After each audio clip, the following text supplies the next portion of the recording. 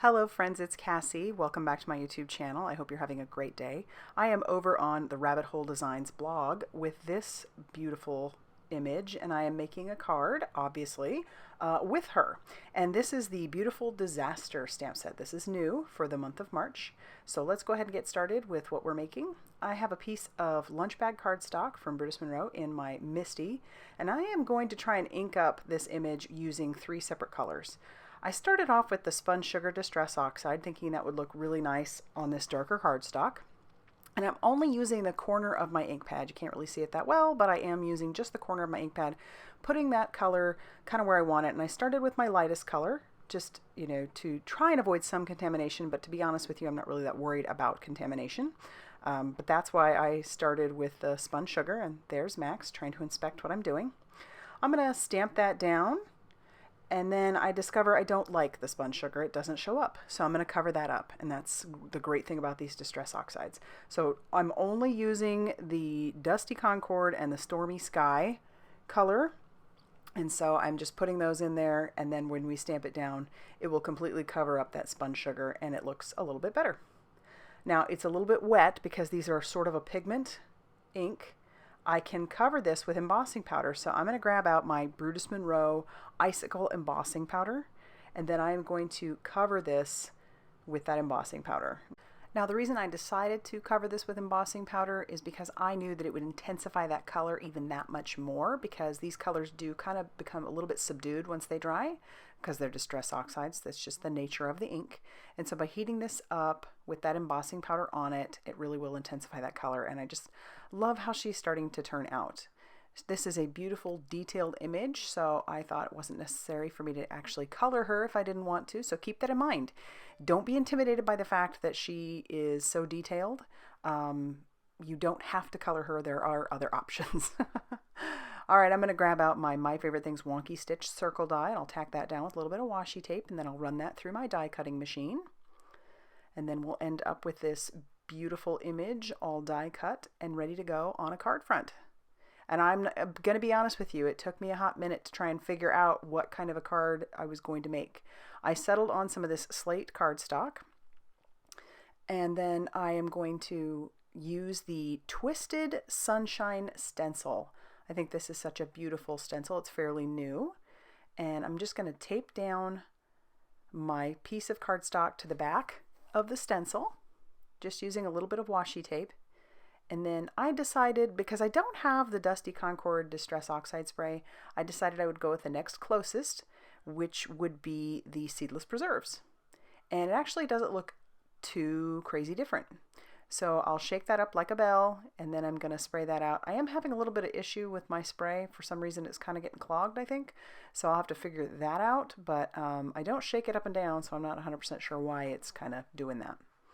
And then I'll peel away the stencil, and you're left with this really cool background. And that's not totally dry there yet, but once it is, it's still going to be just as pretty. I did take the excess from the stencil and I wiped it on another piece of that same kind of cardstock, that same color cardstock, and I'll end up using that for my sentiment. All right, so there that piece is that I was just talking about, and I can use that for other things, but I'm going to use my magic powder bag over that so that I don't get embossing powder anywhere I don't want it. And I'm pulling out my VersaMark ink pad, so I'll ink up the stamp, which says, "We are the perfect blend." And then I'll cover that with my Alabaster embossing powder by Brutus Monroe. Use a paintbrush to wipe away any excess powder. And then I will heat set that till that is smooth and melted. But isn't that purple on that like slate color just so pretty? I'll put this into my Tim Holtz guillotine trimmer, trim down my sentiment. And then my card base is going to be a little bit more of that lunch bag cardstock. So I'm cutting this down. It'll be 5.5 inches by 8.5 inches. So I'm going to go ahead and score this at 4.25 inches. So this will be a side folding A2 size card.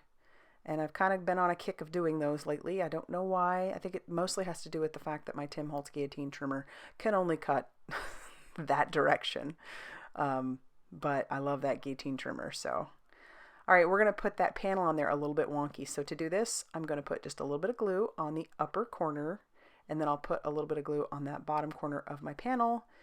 And then I'm just going to stick that right on top of each other. And the reason I do it that way is because it's better and easier for me than just trying to guess where my piece is going to be or where the glue needs to be. And then I'm going to stick this back into my guillotine trimmer and I'm going to trim off the excess. And then flip it and cut off the excess there as well. Trying not to cut the edge because that's the edge where it would open. Then we're going to put some foam tape on the back of my circle, and I'm not putting it all the way on the back because this circle is going to stick off, and so I'll just peel off all that release paper on there and stick her down. And then I'm going to use some Dries skinny strips on my sentiment, just on the bottom part and on the side. That I thought those would end up working perfectly. And then I'll just put a little bit of glue, and yes, there's Max again. He's inspecting. He is a paper cat, I'm telling you. Anytime there's little scraps of paper, he wants to be involved. So I'll use that liquid glue so I can make sure and adhere that very securely to the front of my card. And then I'll flip that over and I will trim off the excess of my circle. And then I do decide I want to stamp on the inside, so I'm going to put this back into my Misty. And I'm going to ink her up with some of that Stormy Sky. So she'll be super subtle on the inside. But I wanted to bring in just a little bit more of that blue. And then I won't put any more sentiments. I'll just leave it at that. But as a final bit of embellishment, I do grab out some Nuvo drops. This first one is the Pale Periwinkle Jewel Drop. So those look kind of cloudy right now, but they are going to dry translucent with a hint of purple. And then these next one are the Night Sky Glitter Drops, which I love. And these will end up drying just darker, like a navy blue. So pretty with glitter.